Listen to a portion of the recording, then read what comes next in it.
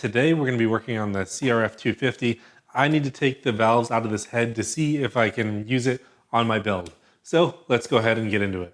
Okay, so if you've been following along with my CRF250 build, I bought this for $1,000. It was completely locked up. It looks like animals got inside it, destroyed the carburetor, the piston and cylinder are gone, and I'm hoping I can save the head.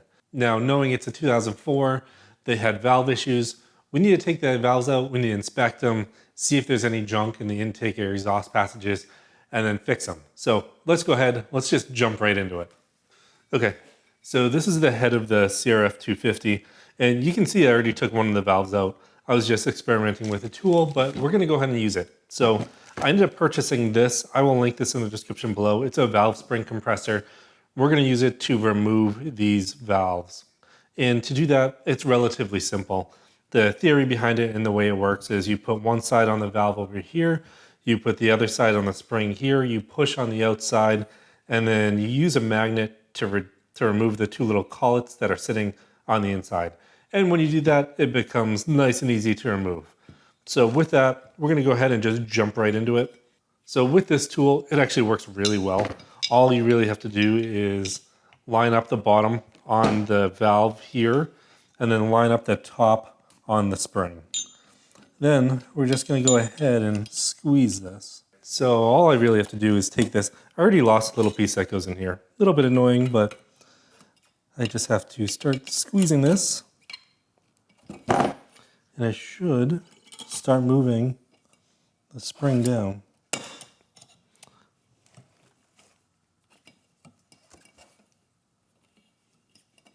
So you notice I missed the other one taking it out. So I'm going to go ahead and capture this one. So magnet, just go in there, move it around, capture the parts.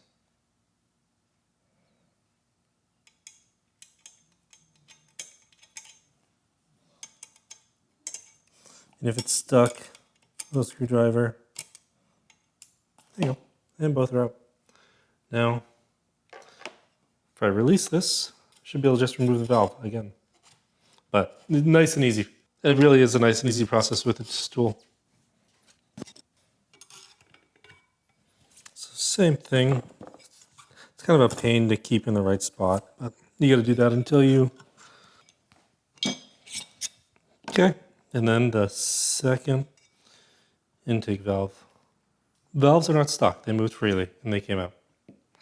Cool.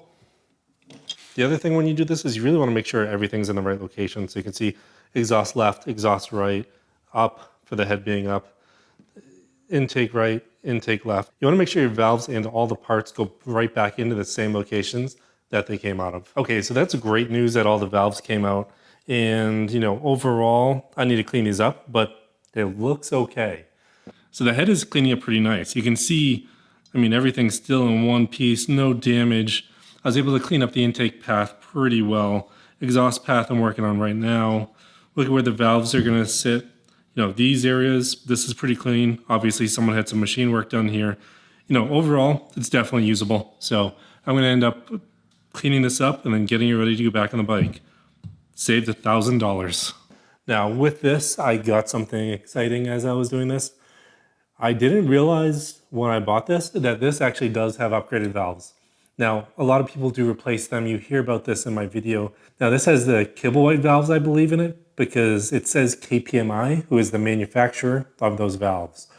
So it does really go to what I was saying earlier in my channel that, you know, I pretty much got really lucky that the head's okay. The valves look fine. They just need to be cleaned up. We're going to go ahead and we're going to check to make sure clearances and everything are okay. But I'm going to go ahead and clean up the head and then we will put everything back together.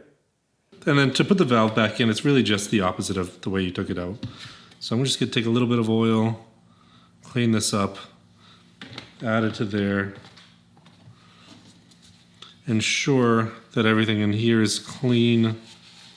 So you do want this to be nice and clean. We go ahead and drop the valve in.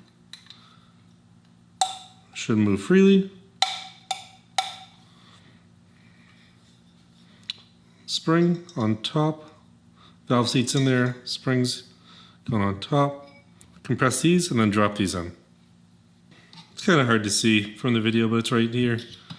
So take it, just gonna hold this in place, push the spring down as perpendicular as I can. Now, if they end up going in too far, that's a problem. So you want to make sure that this is out just enough to catch it. You really want to get the valve as centered in there as you can, or the spring as centered in there as you can. It'll just make your life a lot easier, because you don't want one side to fall in deeper than the other.